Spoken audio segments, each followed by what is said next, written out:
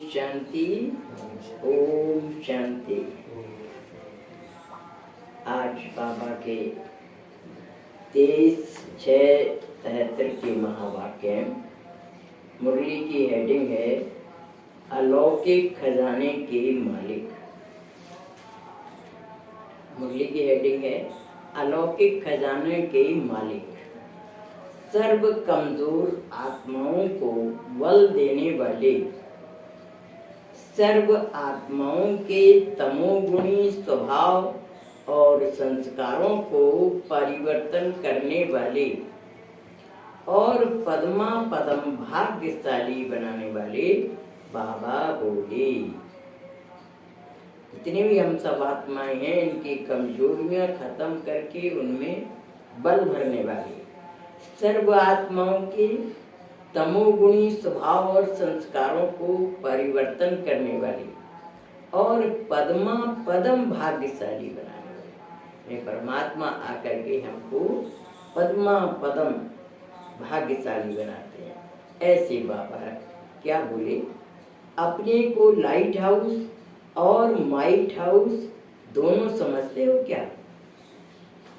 Light house यानी प्रकाश का घर, माइट हाउस मन शक्तिशाली। ये दोनों बातें अपने अंदर समझते हो क्या?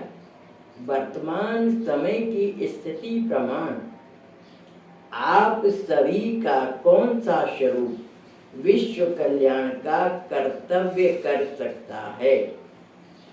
बाबा पूछ रहे हैं कि वर्तमान समय की स्थिति के प्रमाण कौन सा स्वरूप, लाइट हाउस या माइट हाउस, कौन सा स्वरूप विश्व कल्याण का कर्तव्य कर सकता है? उस स्वरूप को जानते हो क्या? इस समय आवश्यकता है माइट हाउस के स्वरूप की। बाबा कह रहे हैं कि इस समय शक्तिशाली बनने की आवश्यकता है। क्या ऐसा अनुभव करते हो कि ऑलमाइटी बाप की संतान हम भी माइट हाउस बने हैं? सर्व शक्तियां अपने में समाई हुई समझते हो क्या? शक्तिवान नहीं लेकिन सर्वशक्तिवान, यानी शक्तिवान नहीं तो सर्वशक्तिवान माना सारी शक्तियां हैं, जिनका सर्व शक्तियां संपन्न के लिए गायन है कि अप्राप्त कोई शक्ति नहीं ब्राह्मणों के खजाने में। ब्राह्मणों के खजाने में कोई भी वस्तु ऐसी नहीं है जो अप्राप्त हो। जैसे देवताओं के लिए गायन है कि अप्राप्त कोई वस्तु नहीं देवताओं के खजाने में, वैसे आप ब्राह्मणों का गायन है कि अप्राप्त नहीं कोई शक्ति ब्राह्मणों के खजाने में, क्योंकि मास्टर सर्वशक्तिवान।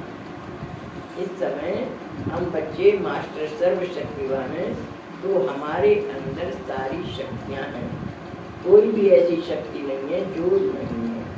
जब बाप का नाम ही सर्वशक्तिवान ऑलमाइटी अथॉरिटी है, अर्थात सर्व शक्तियों की खजाने के मालिक के बालक हो, तो ऐसे बालक जो बाप की सर्व शक्तियों के मालिक हैं, तो क्या उनके पास कोई अप्राप्ति हो सकती है क्या?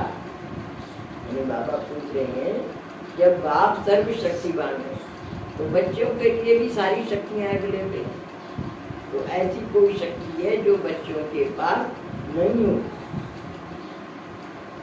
जो बालक सो मालिक है, ऐसा कोई है जो अपने को बालक सो मालिक नहीं समझते हैं। सभी मालिक बैठे हैं ना? बाबा पूछ रहे हैं बच्चों से कि सभी मालिक बैठे हैं ना? सर्व शक्तियों के खजाने के मालिक हो ना? खजाने के मालिक कभी यह संकल्प भी कर सकते हैं क्या कि हमारे पास सहन शक्ति नहीं है, वह माया को परखने की शक्ति नहीं है, वह ज्ञान के खजाने को संभालने की शक्ति नहीं है, वह संकल्पों को समाने की शक्ति नहीं है, वह खजाने को सुमिरण करने की शक्ति नहीं है। कितना भी कोई कार्य में बुद्धि विस्तार में गई हुई हो, लेकिन विस्तार को एक सेकंड में समाने की शक्ति नहीं है क्या? बाबा पूछ रहे हैं, चाहे किसी भी कार्य में आप खूब मजबूरी हो जाए, फिर भी आपको इतना तो रहता है ना कि हमारे अंदर सर्व शक्तियाँ हैं, कोई शक्ति ऐसी है जो नहीं है। कितना भी कोई कार्य में बुद्धि विस्तार में गई हुई हो, लेकिन विस्तार को एक सेकंड में समाने की शक्ति नहीं है क्या? ऐसे मालिक के बालक यह बोल वह यह संकल्प भी हो सकता है क्या?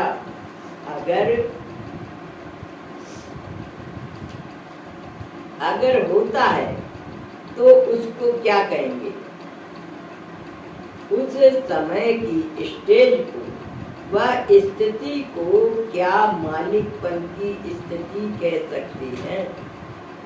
यानी उस समय अगर आपके अंदर ये अभाव कोई शक्ति का लग रहा है, तो उस समय की स्टेज कैसी होगी? मालिकपन की स्थिति तो नहीं होगी ना। मालिक सदा मालिक ही होता है, अभी अभी मालिक और अभी अभी भिखारी। ऐसे मास्टर सर्वशक्तिवान होते हैं क्या? यानी जो मालिक है वो तो हमेशा ही मालिक रहेगा ना। ऐसे थोड़े कि अभी तो मालिक है और अभी भिखारी की पोजीशन हो जाए, मेरे पास ये शक्ति नहीं है। मालिक से बार बार रायल भिखारी क्यों बनते हो? बाप के सामने भी जब बच्चा आकर यह कहे कि बाबा हमको मदद करना, शक्ति देना और सहारा देना, इसको क्या कहा जाता है? क्या इसको रायल भिखारीपन नहीं कहेंगे? ये बाबा कह रहे हैं कि अगर बच्चा कोई आके बाबा के सामने कहता है कि मेरी मदद करना, बाबा मेरे को ये शक्ति देना, तो ये भी क्या है? एक प्रकार का रायल भिखारीपन। तो इसको क्या कहा जाता है? क्या इसको रायल भिखारीपन नहीं कहेंगे? यह है भक्ति के संस्कार। जैसे देवताओं के आगे जाकर कहते थे कि आप तो सर्वगुण संपन्न हो, और मैं भक्ति में कहते थे ना, उनको तो कहते थे कि आप तो सर्वगुण संपन्न हो, और अपने को क्या कहते थे? मौसम कौन कुटिल खल का। मैं तो ऐसा अपनी गिलानी करते थे और देवताओं की बढ़ाई करते थे। तो बाबा कह रहे हैं, क्या यहाँ पर भी ऐसे ही करते हो? यह है भक्ति के संस्कार। जैसे देवताओं के आगे जाकर कहते थे कि आप तो सर्वगुण संपन्न हो, और मैं वैसे ही बाप के आगे मास्टर सर्वशक्तिवान जा आकर कहता है कि बाबा आप तो सर्व शक्तियों के सागर हो, लेकिन मुझ में यह शक्ति नहीं है, निर्बल हूँ, माया से हार खा लेता हूँ, व्यर्थ संकल्पों को कंट्रोल नहीं कर पाता हूँ, और माया के विघ्नों से घबरा जाता हूँ। तो क्या ये वही भक्ति के संस्कार नहीं हुए? जैसे भक्ति में कहते थे, वैसे ही यहाँ पर भी वही संस्कार सुनाया था ना कि बाप जो है, जैसा है, उसको वैसा न मानकर भावना के बस सर्वव्यापी भी कहते हैं। तो आप बाप की इंसल्ट करते हो ना। यानी भक्ति में जैसे कहते थे भगवान सर्वव्यापी है, तो वैसे ही बाबा कह रहे हैं कि जैसा है उसको वैसा न मानकर भावना के बस सर्वव्यापी कहती है, इसको भी आप बाप की इंसल्ट करते हो ना, कड़े से कड़ा शब्द गाली देते हो। वैसे ही अपने श्रेष्ठ स्वमान मास्टर सर्वशक्तिवान, मास्टर ज्ञान, प्रेम और आनंद सभी के सागर अपने लिए फिर कहे कि जरा सी शक्ति की कमी है, तो क्या उसको मास्टर सागर कहेंगे क्या? यानी भगवान को कहते हैं सर्वशक्तिवान, और अपने अंदर कहें कि हमारे अंदर थोड़ी सी कमी है, तो ये कमी भी कहना, ये भी बाबा कह रहे हैं कि जैसे गाली देते हैं ना, वैसे ही अपने आप को गाली देना होगा कि मेरे अंदर ये कमी है, मेरा बाप तो सब संपन्न है, लेकिन मेरे अंदर दया नहीं है, क्षमा नहीं है, या प्रेम नहीं है, ज्ञान नहीं है। तो बाबा कह रहे हैं अपने लिए फिर कहे कि जरा सी शक्ति की कमी है, तो क्या उसको मास्टर कहेंगे? एक तो स्वयं को मास्टर ज्ञान का सागर, आनंद का सागर कहे, फिर यह कहे तो अपनी इंसल्ट करना नहीं हुआ क्या? यानी अपने आप की इंसल्ट करना हुआ। एक तरफ तो कह रहे हैं ज्ञान का सागर, शांति का सागर, और वो दूसरी तरफ कहें कि हमारे अंदर की कमी है, तो अपनी इंसल्ट करना नहीं हुआ क्या? स्वयं की इंसल्ट करना क्या यह ब्राह्मणों का स्वमान है? बाबा याद दिला रहे हैं कि बच्चों, क्या यह ब्राह्मणों का स्वमान है कि स्वयं ही अपने आप को कमजोर समझना या मानना? स्वमान का मतलब क्या? स्व मन अपने आप को मानो। अगर आप ये मानते हो कि मेरे अंदर एक कमी, तो माना आप अपने आप को ही एब्यूज कर रहे हो, अपने आप की इंसल्ट कर रहे हो। तो अपनी इंसल्ट करना नहीं हुआ क्या? स्वयं की इंसल्ट करना क्या यह ब्राह्मणों का स्वमान है? यह बोलना व यह संकल्प करना, इससे अपनी भी इंसल्ट करते हो और बाप की भी इंसल्ट करते हो। कैसे करते हो? बाबा समझाते हैं। एक तो बाप जो दाता है, स्वयं ही देने वाला है और किसी के कहने से देने वाला नहीं है, तो दाता को मनुष्य बनाना क्या यह इंसल्ट नहीं है? भगवान तो अपने आप ही बिना कहे देता है, देने वाला दाता है, और फिर हम उसको याद दिलाएं कि आप दाता हो, आप हमारे अंदर ये कमी है उसको दूर कर दो। तो कमी ना कहते, हमारे अंदर है वो जगह ही नहीं सकती, कभी तो कमी है नहीं, तो वो तो कनेक्शन जोड़ेंगे परमात्मा से, और आप अपने आप संकल्प ऐसे क्रिएट करिए कि परमपिता परमात्मा शांति का सागर है, ज्ञान का सागर है, और उससे किरणें मेरे अंदर आ रही हैं और मेरे अंदर ज्ञान का प्रकाश पहुंच रहा है। हुई बताने को जगह नहीं।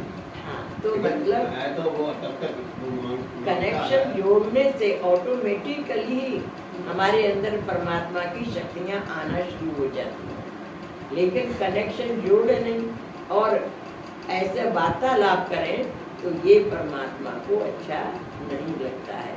इसलिए पॉइंट आउट कर रहे हैं कि इस तरीके से भी नहीं कहना चाहिए। भगवान तो बिना कहे ही देने वाला दाता है, फिर मनुष्य को याद दिलाया जाता है। क्या कहा जाता है? बिना कहे जो करे वो देवता, कहने से करे तो वो मनुष्य, और कहने से भी ना करे तो उसको परमात्मा ने टाइटल नहीं दिया। अपने आप समझो क्या है। इसलिए भगवान को याद दिलाते हैं कि तुम दाता हो, यानी भगवान को मनुष्य बना दिया हमने। जो कहने से करे तो वो मनुष्य है ना, तो भगवान तो बिना कहे ही देने वाला है। जैसे मैं कई बार ये एग्जाम्पल जैसे एग्जाम्पल देती हूँ कि गर्म दूध का गिलास आप ठंडे पानी में रख दीजिए। दूध पानी से कुछ नहीं कहता, पानी दूध से नहीं कुछ कहता, लेकिन दूध की गर्माहट खत्म हो जाती है और पानी गर्म हो जाता है और पानी का ठंडाइश दूध में आ जाती है, दूध ठंडा हो जाता है। इसी प्रकार से परमात्मा के पास बैठेंगे तो उनकी जो शक्तियाँ हैं वो ऑटोमेटिकली आपके अंदर आ जाएंगी। कोई मांगने और जांचने की बात नहीं है। अपना कनेक्शन उससे जोड़ो, पावर हाउस से। पावर हाउस से कनेक्शन जोड़ेंगे तो ऑटोमेटिकली उसकी शक्ति आएगी ना। ये लाइट कैसे जल लेंगे, पंखा कैसे चल रहा है, कनेक्शन है ना इसका पावर हाउस। ऐसे ही परमात्मा से हमारा जब कनेक्शन होता है तो ऑटोमेटिकली उसकी शक्तियाँ हमारे अंदर आना शुरू हो जाती हैं। कहने की बात नहीं है। तो बाबा वही बात याद दिला रहे हैं कि एक तो बाप जो दाता है स्वयं ही देने वाला है और किसी के कहने से देने वाला नहीं है। तो दाता को मनुष्य बनाना क्या यह इंसल्ट नहीं है? कहने से कौन करता है? मनुष्य करता है। तो भगवान को भी कहो कि तुम करो तो ये भगवान को इंसल्ट है कि हम भगवान को मनुष्य बना देते हैं। दूसरी बात, बाप को भी स्मृति दिलाने वाले बनते हो। यानी बाबा बच्चों को याद दिलाते हैं, बच्चे भूल जाते हैं बार बार, याद करो याद करो। हम भगवान को याद दिलाएं कि आप दाता हो, आपको देना है देना है। तो ये भी तो एक प्रकार का बाबा की इंसल्ट है ना। तो जो दाता मनुष्य मनुष्य बनाना क्या ये उनकी इंसल्ट नहीं है? कहने से कौन करता है? मनुष्य। दूसरी बात, बाप को भी स्मृति दिलाने वाले बनते हो। इससे क्या सिद्ध होता है? क्या बाप को अपना कर्तव्य करना भूल गया है? यानी भगवान को अपना कर्तव्य भूल गया है क्या? इसलिए आप बाप को स्मृति दिलाते हो। बाबा आप तो मददगार हैं ही, इसलिए मदद करना। इस कहने को क्या कहा जाए जबकि गायन है? गायन ये है कि ब्राह्मण अर्थात सर्व प्राप्ति स्वरूप के पास अब प्राप्ति कहाँ से आई? इसलिए कहा कि ब्राह्मणों की स्टेज पावर हाउस है, यानी पावर हाउस है। आप अपने नियम मर्यादाओं के अनुसार चलते रहो, आपको ऑटोमेटिकली भगवान से कनेक्शन जोड़ा और सब प्राप्तियां हो जाएंगी। अब पावर हाउस से परे की भाषा समझे। पावर हाउस के यह बोल नहीं होते हैं अब तो फाइनल रिजल्ट आउट होने का समय भी समीप आ रहा है। फाइनल रिजल्ट के समय में भी अगर कोई पहला पाठ ही पढ़ता रहे उसमें भी मजबूत न हुआ हो तो ऐसे का रिजल्ट क्या होगा? इसलिए फिर भी बाप दादा कुछ समय पहले सुना रहे हैं कि जिसको भी हाई जंप देना हो व आगे बढ़ना हो तो अभी से 6 मास के अंदर अर्थात इस वर्ष में अपने आप को जिस भी स्टेज पर व जिस भी स्थिति में स्थित करना चाहते हो उसके लिए यह चांस है। भगवान ने 6 माह का टाइम दिया कि 6 माह में आप अपनी वो आदत को, संस्कार को परिवर्तन कर लो। ऐसे थोड़े समय के अंदर अपने को संपन्न बनाने के लिए साधारण पुरुषार्थ नहीं चलेगा। अभी तो तीव्र पुरुषार्थ अर्थात संकल्प, बोल और कर्म, इन तीनों से में समानता का अभ्यास करना, उसको कहा जाता है तीव्र पुरुषार्थ। ये तीव्र पुरुषार्थ की डेफिनेशन बताई परमात्मा ने कि संकल्प, बोल और कर्म तीनों में समानता का अभ्यास करना, इसको कहा जाता है तीव्र पुरुषार्थी। जैसे बुद्धि में यह सोचते हो, समझते हो कि हम दाता के बच्चे हैं, लेकिन बोल और कर्म में अंतर है। अपनी बुद्धि से समझते हैं कि हम भगवान के बच्चे हैं, दाता के बच्चे हैं, लेकिन वाणी में कह देते या कर्म में वैसी भावना नहीं रहती। संकल्प में सोचते हो कि हम सर्व आत्माओं से ऊंचे ऊंचे ब्राह्मण हैं, लेकिन बोल और कर्म में अंतर है। सोचते हैं कि विश्व कल्याणकारी हैं, लेकिन बोल और कर्म में अंतर है। तो तीनों ही समान हो जाएंगे, उसको कहा जाता है तीव्र पुरुषार्थ, अर्थात बाप समान। यानी जैसा हमारी सोच संकल्प वैसा ही हमारा बोल और कर्म भी हो, तब कहा जाएगा तीव्र पुरुषार्थ। तीव्र पुरुषार्थ अर्थात बाप समान। तो क्या ऐसे अपने को बाप समान बनाने के लिए समय दे रही हैं? 6 मास के बाद इस रूहानी सेना के महावीर घोड़े सवार और प्यादे अर्थात प्रजा सभी प्रत्यक्ष होंगे। जब तक आपस में ही प्रत्यक्ष नहीं होंगे तो विश्व के आगे प्रख्यात कब होंगे? यानी पहले तो हमें आपस में ही कि कौन महारथी है, कौन घुड़सवार है, कौन प्यादे है अर्थात प्रजा, तो सभी प्रत्यक्ष होना है। जब तक आपस में प्रत्यक्ष नहीं होंगे तो विश्व के आगे प्रख्यात कब होंगे? और विश्व के आगे प्रख्यात नहीं होंगी तो प्रत्यक्षता कैसे होगी? पिछली वाणी में बताया था ना बाबा ने कि बाबा को प्रत्यक्ष करने का काम कौन करेगा? बच्चे करेंगे ना। तो बाबा से बच्चों से प्रत्यक्षता कैसे होगी? तो स्वयं को और बाप को प्रख्यात करने के लिए वह बाप की प्रत्यक्षता करने के लिए अब लास्ट पुरुषार्थ, वह लास्ट सो फास्ट पुरुषार्थ कौन सा रह गया है? फास्ट पुरुषार्थ कौन सा है? जो फास्ट ही लास्ट है। इसको जानते हो क्या? कौन सा पुरुषार्थ, कौन सा पुरुषार्थ सामने आता है? फास्ट पुरुषार्थ की विधि कौन सी है? कौन सी है कि जिससे आप बाप समान बन जाएंगे? यह सिद्धि होगी। बिना विधि के सिद्ध नहीं हो सकती। बहुत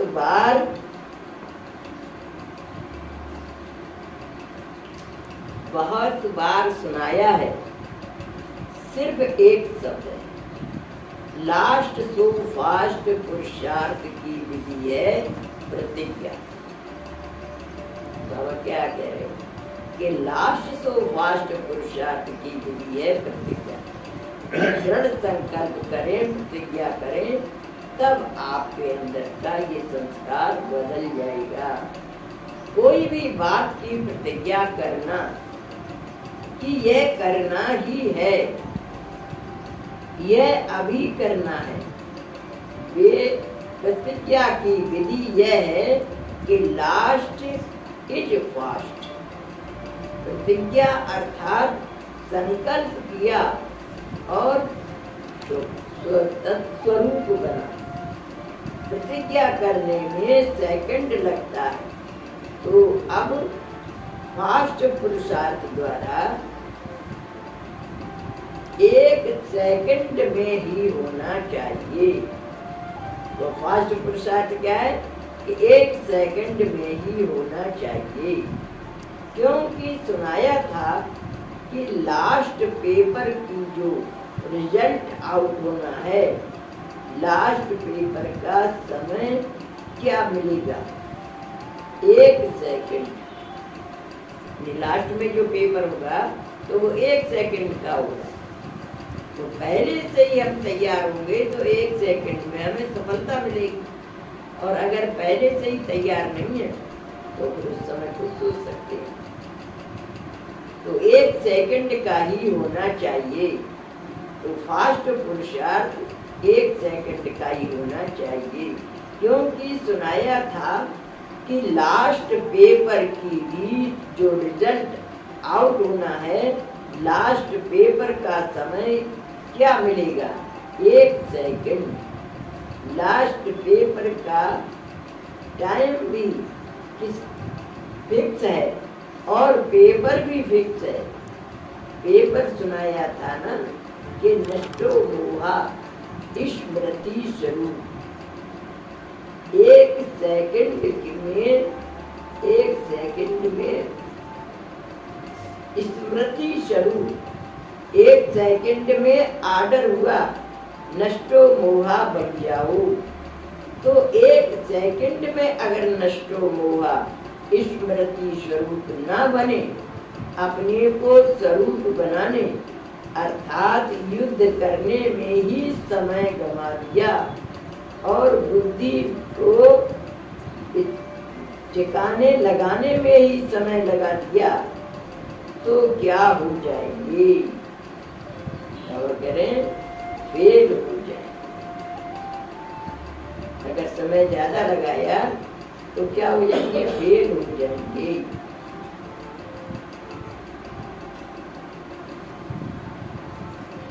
तो समय भी 1 सेकंड का मिलना है,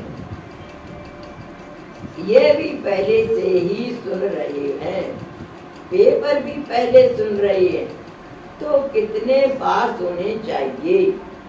फास्ट पुरुषार्थ की विधि है प्रतिज्ञा। प्रतिज्ञा से अपने को प्रख्यात करो। बाप को प्रख्यात करने का, बाप को प्रख्यात करो अर्थात प्रतिज्ञा को से प्रत्यक्षता करो। यह मुश्किल है क्या? हिम्मत और उल्लास और नशा और निशाना अगर सदा साथ रहेंगे तो अनेक प्रकार के समान, अनेक कल्प के समान फुल पास हुए ही पड़े हैं। बाबा कह रहे हैं कि अगर हिम्मत और उल्लास, नशा और निशाना अगर सदा साथ रहेंगे तो अनेक कल्प के समान, क्योंकि हम बच्चे हर कल्प में विजयी बने हैं, तो बाबा कह रहे हैं अनेक कल्प के समान फुल पास हुए ही पड़े हैं। कोई मुश्किल नहीं है, सिर्फ इन 6 मास के अंदर अपने मुख्य 4 सब्जेक्ट को सामने रखकर चेक करना कि चारों में पास मार्क्स हैं। यह है कम से कम पास मार्क्स लेने का लक्ष्य रखना है। ऐसे नहीं समझना कि 2 या 3 सब्जेक्ट में अच्छे मार्क्स हैं और 1 या 2 सब्जेक्ट में यथा क्या होता है, जिसको दोबारा पेपर देना पड़ता है, उसका वह वर्ष तो खत्म हुआ ना। यानी किसी की सप्लीमेंट्री आ जाती है तो उसको दोबारा पेपर देना पड़ता है ना। तो बाबा वो याद दिला रहे हैं कि यहाँ पर भी अगर ऐसा होगा तो 1 या 2 सब्जेक्ट में कम है तो पास हो जाएंगे। अगर 1 सब्जेक्ट में यदि कोई फेल होता है तो क्या होता है, उसको दोबारा पेपर देना पड़ता है, उसका वह वर्ष तो खत्म हुआ ना। अर्थात वह सूर्यवंशी से तो मिस हुआ ना। सूर्यवंश के पहले राज्य भाग्य और प्रकृति के फर्स्ट एवं प्राप्ति स्वरूप प्रारब्ध से तो मिस हो जाएंगे। यानी बाबा क्या कह रहे हैं कि अगर पहले नंबर से गए तो सूर्य वंश से तो मिस हुआ ना। सूर्य वंश के पहले राज्य भाग्य और प्रकृति के फर्स्ट सर्व प्राप्ति संपन्न प्रारब्ध से तो मिस हो जाएंगे। यानी पहले नंबर में जो प्रारब्ध होगी, पहली सीढ़ी पर होगी जो प्रारब्ध, वो थोड़ा सा कम होते होते 8वीं सीढ़ी पर कम हो जाएगी। तो ऐसे ही बाबा कह रहे हैं कि वहाँ पर भी जो पहली सीढ़ी पर आत्माएं आएंगी उनको जो प्राप्ति होगी वो 8वीं सीढ़ी पर उसकी तुलना में कम हो जाएगी। तो प्रकृति के फर्स्ट सर्व प्राप्ति स्वरूप प्रारब्ध से तो मिस हो जाएंगे ना। हाँ, यदि चढ़ती कला होते होते त्रेता में आकर फुल मार्क्स लेंगे तो त्रेता युग में कुछ श्रेष्ठ प्रारब्ध पालेंगे। इसलिए यह भी नहीं सोचना चारों ही सब्जेक्ट में फर्स्ट पुरुषार्थ है फुल पास होना, अर्थात फुल मार्क्स लेने हैं। सेकंड पुरुषार्थ सभी सब्जेक्ट में पास मार्क्स लेने का है, यानी फुल मार्क्स लेना ये फर्स्ट पुरुषार्थ है, और पास मार्क्स लेना सभी सब्जेक्ट में ये सेकंड पुरुषार्थ है। और तीसरा पुरुषार्थ तो करना ही नहीं है, क्योंकि तीसरे का तो सोचना ही नहीं है। बाबा फिर भी टाइम दे रही हैं, अपने आप को सभी सब्जेक्ट में कंप्लीट कर लो। समझा? 3 ग्रुप आउट करने हैं। बाबा बता रहे हैं कि 3 ग्रुप आउट करने हैं। पहला है एवर रेडी ग्रुप, यानी जो हमेशा तैयार है। दूसरा रेडी ग्रुप, यानी जो तैयार है, हमेशा तैयार नहीं है लेकिन तैयार है। तीसरा है लेजी ग्रुप, लेजी माने आलसी लोगों का ग्रुप। तो इस 6 मास के अंदर अपने को परिवर्तित कर फर्स्ट ग्रुप में लाना। 6 माह का बाबा ने होमवर्क किया है कि 6 माह में क्या करना है कि एवर रेडी ग्रुप में सम्मिलित होना है, अर्थात एवर रेडी ग्रुप। आर्डर हुआ और किया, आर्डर मानने में लेजी नहीं। इन 3 ग्रुप्स में स्वयं को दर्पण में साक्षात्कार हो जाएगा। जैसे कल्प पहले ब्रह्मा कुमार यानी नारद ने दर्पण में अपना साक्षात्कार किया ना, वैसे नॉलेज रूपी दर्पण में स्वयं ही स्वयं का साक्षात्कार करेंगे कि मैं किस ग्रुप में हूँ। नारद मोह की कथा है ना, तो नारद जी को कहानी तो आप सबने सुनी होगी। बंदर का चेहरा बना दिया था, तो उन्होंने जब अपना पानी में शकल देखी तो बंदर का चेहरा देखा, तो उसको समझ में आया कि लक्ष्मी ने मेरे वरमाला क्यों नहीं डाली। तो बाबा भी यहाँ पर याद दिला रहे हैं कि कहानी वो सब इसी समय की, अलग से कोई रामायण महाभारत नहीं है। सब रामायण और महाभारत सीरियल दिखाए भी जाते हैं और प्रैक्टिकल में हम बच्चों के द्वारा हो भी रहे हैं। तो किस ग्रुप में है, किस ग्रेड में आने वाला है, जैसा ग्रुप वैसा ग्रेड्स होंगे ना। अच्छा, अपने आप को नॉलेज रूपी दर्पण में स्वयं ही स्वयं का साक्षात्कार करेंगे कि मैं किस ग्रुप में हूँ। अच्छा, बाबा कहते हैं सदा स्वयं के प्रति और विश्व के प्रति शुभ चिंतक स्थिति में स्थित रहने वाले हर सेकंड और हर संकल्प श्रेष्ठ अर्थात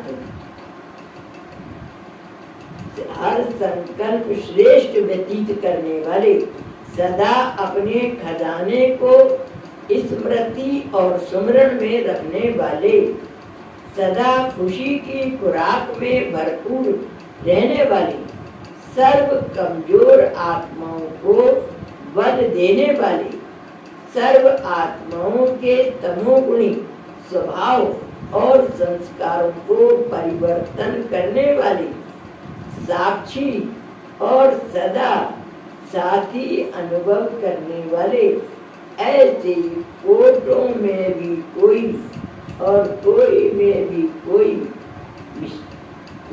भी कोई पद्मा पदम भाग्यशाली आत्माओं को बाप दादा का याद प्यार और नमस्ते। ऐसा श्रेष्ठ बनाने वाले बाप दादा को हम आनंद बच्चों का याद प्यार और नमस्ते। नमस्ते नमस्ते नमस्ते नमस्ते।